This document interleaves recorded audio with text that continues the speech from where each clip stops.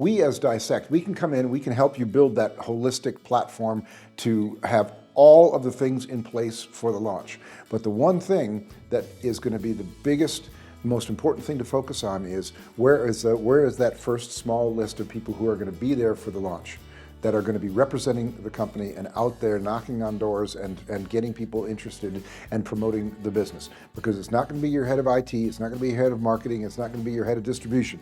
It's going to be field people that have to do that.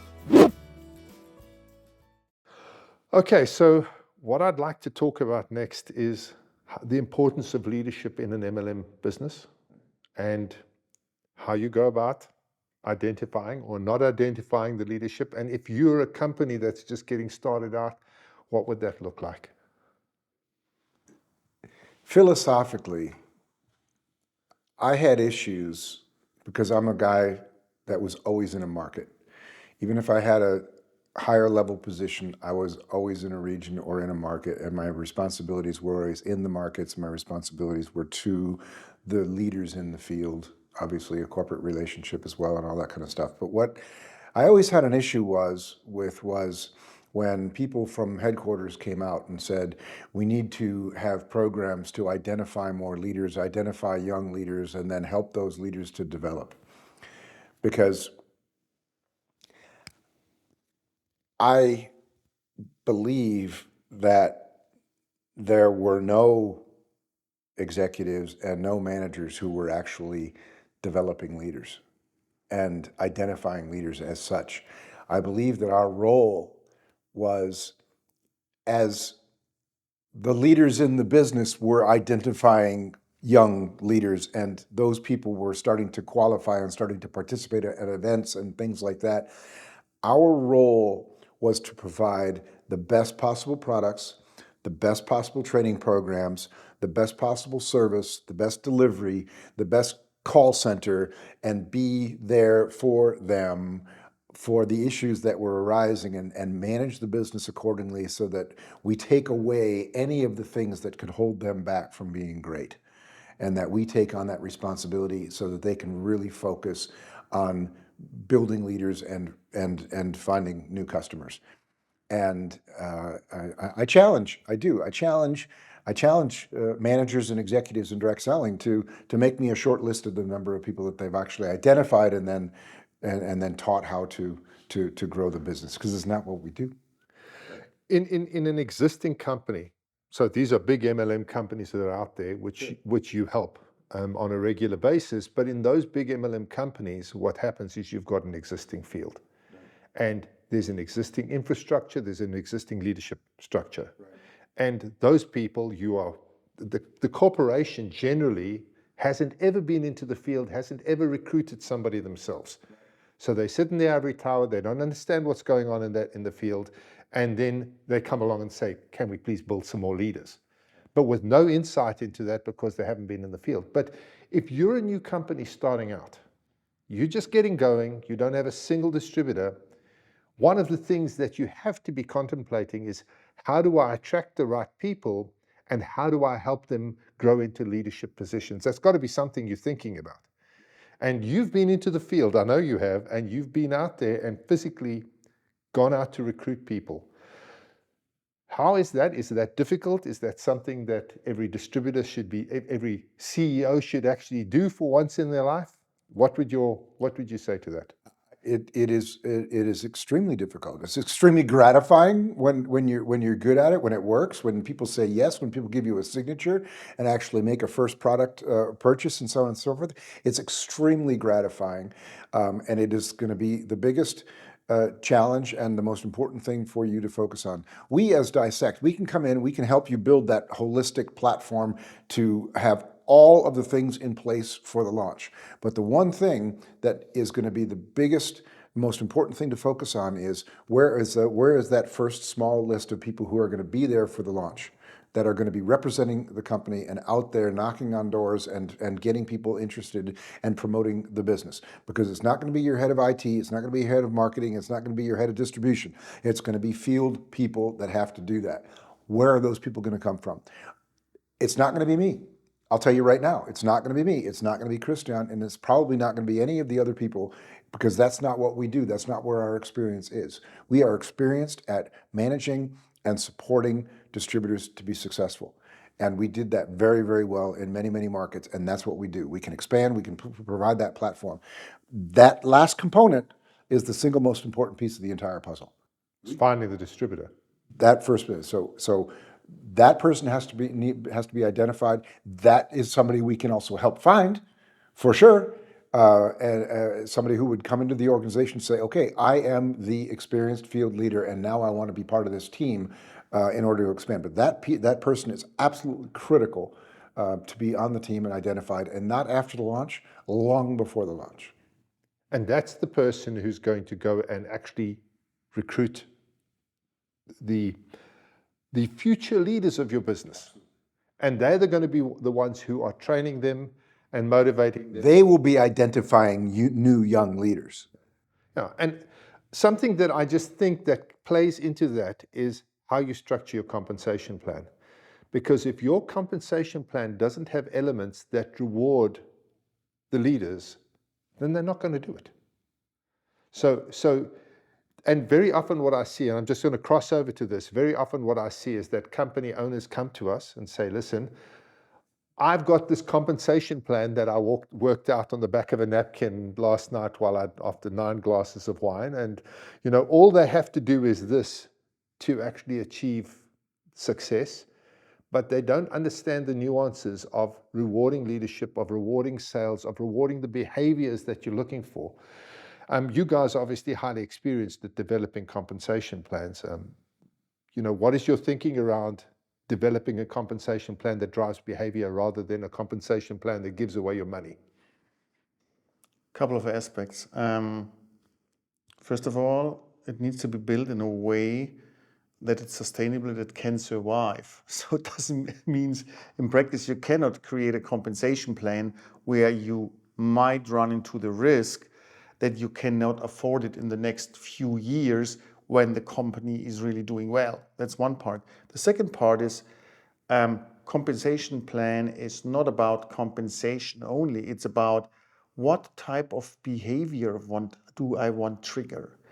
So how important is retail for me? How important are certain product lines or products for me? How important is group building, training of the downlines? So there are a lot of aspects. And when I have a clear picture about that, then we design a compensation plan. Yeah. And who do I envision what do I envision the scope and the makeup of my average field rep to look like, right? What are they? Are they young women? Are they young people, whether they're men or women? Are they middle-aged? Are they older aged? Is it more vitamin supplements? Because younger people inherently are less interested in vitamin supplements than somebody who might be 40 or 50, right? And so on. And so aligning my product vision with how I see the force. And what then is motivational for somebody who's in their mid-20s today might be totally different than what's motivational today for somebody who's in their mid-50s, right? And with my mid-20s, maybe I'm just, if I got $50 and it's uploaded to my PayPal and I'm ready to go and that's good and things like that, then maybe I'm not interested in having a compensation plan that is talking about this pathway to earn millions, right? Because they're not interested in that, right? And maybe it could be developed later on in the future, but if I'm talking about a plan that is motivating a particular generation, be it young or old, then the plan might be developed differently in accordance. And we worked on one startup company where it was just that. It was all focused on younger people, and we knew what the owners wanted as a value set. They didn't want conversations about big, earning hundreds of thousands of whatever. Yeah, what could it have been possible? Absolutely. But they wanted to have a different culture of not being hard sell, not being under a lot of pressure and things like that.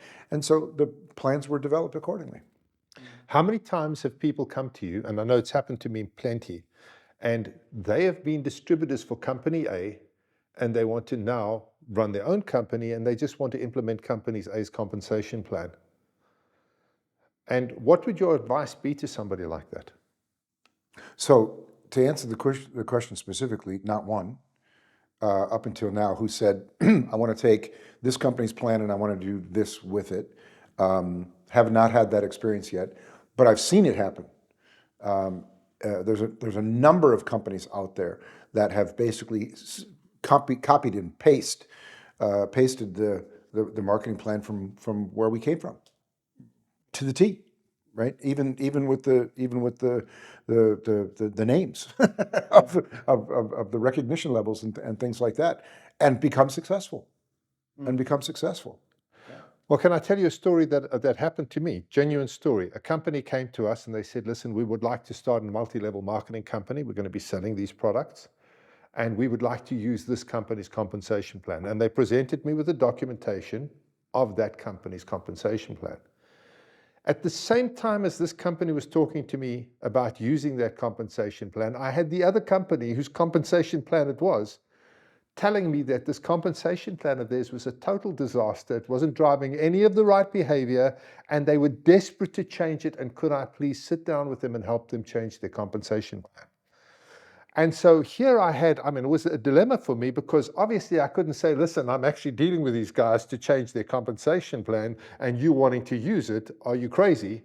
And so my thinking is always, when you're going into this, what you need to do is start with a clean sheet of paper and then decide what are the behaviors you want. Once you understand the behavior you want to drive, that's when you develop a compensation plan that drives that behavior. And copying somebody else's plan, you have no idea. You have no idea of the problems they're having. You have no idea of the issues they're facing. You have no idea of what behavior it's driving, the unforeseen consequences. So in my opinion, you've got two massive expenses when you start a multi-level marketing business. The first one is your IT solution. And if you get that wrong, you're in trouble. The second one is your compensation plan, because about 40% of your income is going into commissions. So if you've got let's say you've got a $1 million business, that $1 million a month, you're spending $400,000 a month on commissions. If you got it wrong, that's a big, very expensive mistake. And you know from experience, changing your compensation plan, that is a fun thing to do.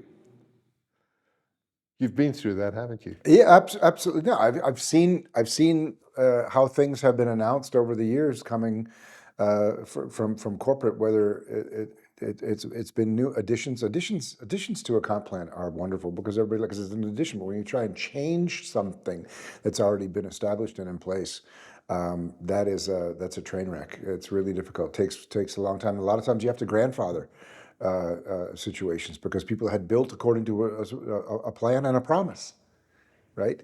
And if you come and you want to backtrack on that plan and your promise, then you might have to put something else in place. Where we're in a situation where we did grandfather qualifications for a long period of time, like 5 years, right? And basically paying twice. So get it right the first time. But there's also a story. There's also a story about this that was told by one of the founders. And that was very, very similar to what you said, where somebody in the US was having the conversation with him and wanted to know what the secret to success was, and so on and so forth. And he just said, look, I'll tell you everything you want to know about our business. I would love to see you also in a situation where you're successful as well, because there's a lot of space here for other companies in our space, and it just makes us all better. And I actually sent him a starter kit, and so on and so forth. And at some whatever, I'm going to kill this story, but after 3 months or 6 months, they came back and they said, look, there's something you didn't tell me. There's something you didn't tell me, because we tried the starter kit and we tried the compensation plan and we just cannot get this thing off. And the answer back was, but you can't copy my culture, right? You can't copy my culture. You have to, this is what we've built. This is our secret sauce. Every plan can be successful. Every product can be successful if your culture is successful and breeding success, and the value set that is basically the beacon for your culture, that is steadfast and not just talked about like many companies do, but actually lived. We talked about this before. That's what it's all about. Every plan is a good plan. Every product is a good product. Where's the glue?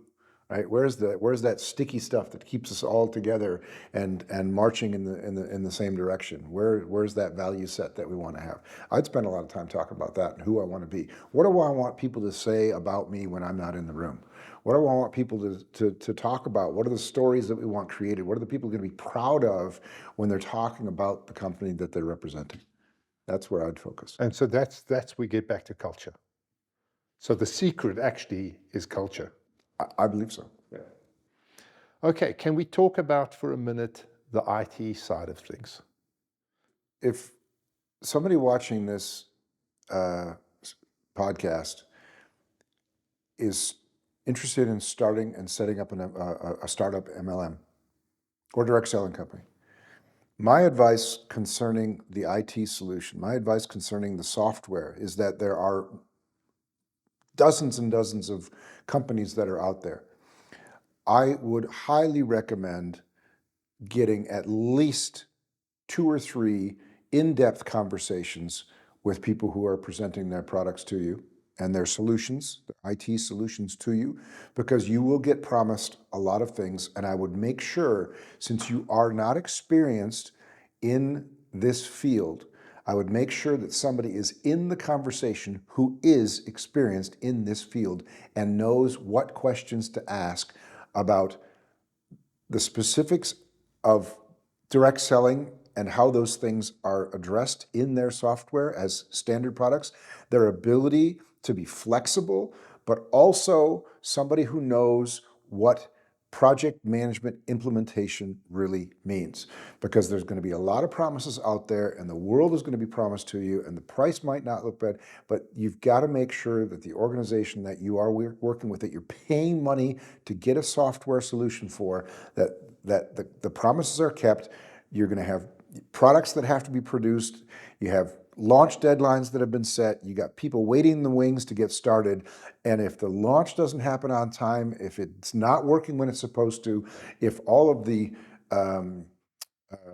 connections to the payment companies, to the distribution companies, and those things, if those things have not been set up correctly and working when you're ready for launch, it's going to be a big issue. It's really going to be a train wreck, and we've seen this, and I would highly recommend to make sure that when you go into those conversations, that you've got somebody sitting next to you who's been there and done that and knows what questions to ask, and not just rely on the promises coming from the other side of the table. And you've been down this road. Been down this road. I'm speaking from experience. And you've also been down the road of having to change systems and implement new systems in the field once you're up and running.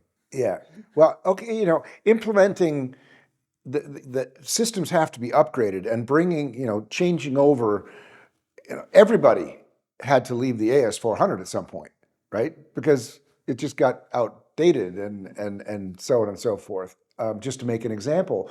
So, technology is developing and things were getting faster and better. And now there's the social media side coming on and everything that has to be where you want to put tools into the hands of the distributors. I mean, this is a completely different world than it was 20 years ago, 15 years ago, 10 years ago. Completely different world and opportunities that are out there. And so many companies who would say, oh, we can do the new acquisition for you and so on and so forth. But can they? Do they have experience in our industry? Have they been there, or are they just maybe really good at social media but have no clue about what it is that really is important to our business?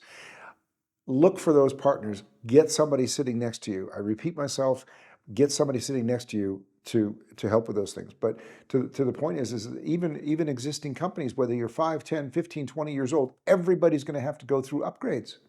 You're going to have new implementations and things, and you need help to do it, especially in the project management. And you don't need to be you shouldn't be the IT expert or the software expert and own the implementation plan. You should be a damn good communicator and a project manager to own the implementation and leave the implementation of the programming of the bits and bytes, and so leave those up to the experts. But the most important thing about implementing and doing new or relaunches of technology is the project management and the communication that surrounds the entire thing.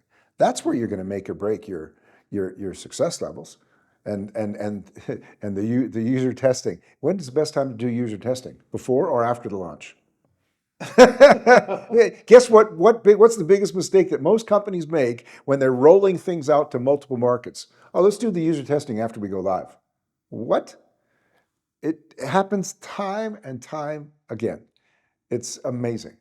And we've lived it, and it's been painful. And you've got to have your user test. Think about your deadlines.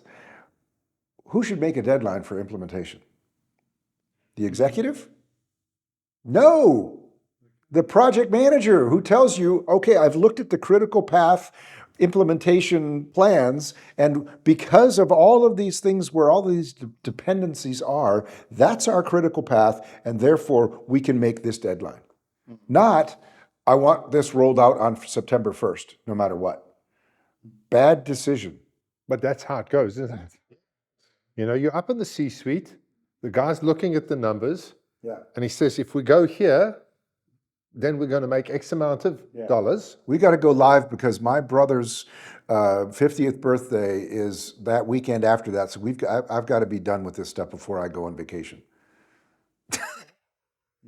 I'm not joking. That we also experienced is that it becomes worse when the IT guys tell you how to do the business and not the other way around, how the IT system should work to support the business. We have experienced it a couple of times. Then it's getting totally on the wrong side. And coming to testing, I fully agree. And to me, it's also very important for how long and who is testing. It doesn't mean anything if the IT guys do the testing. At the end, it needs to be a real field test. People who are going to work with the software in the future, they need to test it. Yeah. Bring distributors in that you trust and get them to break it. Try and break it. Show me where the problems are now before we go live. Real users, not employees. Well, employees where they would be using it in themselves. But if the software, what is being implemented, is being used by the field, they get field people to come in and try and break it. Now you implement the new system and you get it out there and it falls over. What are the ramifications? When you fail on your implementation, you're going to screw up your deliveries, you're going to screw up your bonuses, you're going to screw up your qualifications, and you're going to screw up your business. It's that simple. So this is something you got to take really seriously. Absolutely. Yeah. And you lose a lot of credibility and trust in the field. Yeah. Pooh. Yeah. Can't get anything right. And once you've lost that credibility, how do you get it back? First of all, it takes a very long time. I think the only way how you can get it back, that you implement a system at the end, then that is really working and fulfilling the expectations. It's the wrong discussion to say, okay, if you screwed it up, how do you fix it? The only advice I could say is do whatever is necessary and take the time to get it right the first time, because there is no recipe on how to rebuild trust, right? It's just such a path, right? And I don't think there's a book on it, right? It's probably one of the things there's no book on, because ask GBT what it says about how to rebuild trust in a direct selling organization and see what it spits out. Well, my experience is when you lose the faith of the field, there's an Amway, there's a Herbalife, there's a GNLD, there's 100 other companies who are desperate to recruit your people. And so if they lose faith in you, the chances are that you are going to lose them completely. So your point of do it right first time is absolutely, that's the right statement to make. Because if you get it wrong, it's very difficult to recover, if possible, even. Yeah. You know, that's a huge thing in our industry because people are volunteers. You're not paying them a salary. They're volunteering to be there because they like you, they trust you, they know you, they believe in your products and your opportunity. That's why they're there. And if they stop feeling that way, they're gone. Yeah. So one of the big challenges we have in our industry is churn. It's something we wish we didn't have, but it is something that exists. How do we deal with churn and how do we limit the amount of churn we have? You know, if there was a patent example to a solution to this, it'd be easy. It'd be an easy business. It's not an easy business. There's a lot of hard work. And I've seen attrition numbers that vary. What's clear across companies and countries through our consulting experience, as well as our corporate experience prior to this, is that the numbers do vary, but they're there, no matter what. You have a certain number of people coming in. Some of them become loyal customers. Some of them do a little bit of work, and some of them go on and become more successful according to whatever it is that they want to achieve and grow in the ranks.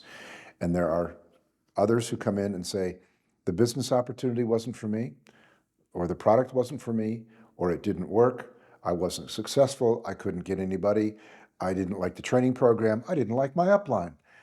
All of those things are reasons for people to leave. What can you do? Have great training programs, have a fast start program, have loyalty programs, have the best possible customer service that you can imagine, have software that works, that's easy to understand, have a pathway to success in the first 30 days. Unbelievable statistics that we saw is that people who joined the business and didn't have a personal product purchase in the first 14 days, that the number that went on to be successful and not leave the business was exponential compared to those who made a product purchase in the first 14 days. Unbelievable. And okay, so what is it that we need to do to get product into people's hands early and get them to understand it, to use it, and then to promote it and show it? And it's that whole holistic approach again that's going to be attractive when you simplest things down to personal welcome letters and things like that make people feel good about joining the business. That's where it's at. And those kinds of things. And then don't screw up the first order. Right? Don't screw up the first bonus payment. Right? Don't screw up the first bonus payment. Make sure that when the person calls the call center for the first time, they're not told that they have to wait for 17 minutes before they're going to get to talk to a person, right? Those kinds of things, right? Have a new distributor hotline or something like that, right? There's all kinds of ideas to make that experience of the first 3, 5, 10 days to be a good one and not a negative one. Yeah, that's a general learning that we have the first 30, 60, 90 days. They are extremely important. And when you analyze details and you see that certain people are already creating a certain behavior towards business activity or inactivity, then this is a clear sign. And these things are known, and there are a lot of things that Mark mentioned that needs to be in place on that way during the first 90 days to give much more people the possibility to become active. I analyzed the data, and we've got data for a lot of different companies, obviously. And I analyzed the data, and what I found is that if you didn't get the person up and running within the first 6 weeks, in other words, they've recruited somebody, they've sold product, they've got their first bonus check, and it doesn't have to be a lot of money. It can be $10. Okay? All they've got to do is believe that it will work. If they've got $10, they think, well, I can make more. And we found that you've got 6 weeks to do that. And after the 6 weeks, the retention falls off a cliff. So we found that the person who we got going in the first 6 weeks, we had about a 60% success rate with them long-term in the business. And the people who didn't get started within the first 6 weeks, we had about a 99% complete. They dropped off the cliff and we lost them and we never got them back. So that was interesting statistics that just shows you exactly what you were saying, how important it is to get that distributor up and running fast. If you don't get them out of the blocks fast, then the chances are you're going to lose them and you will never get them back.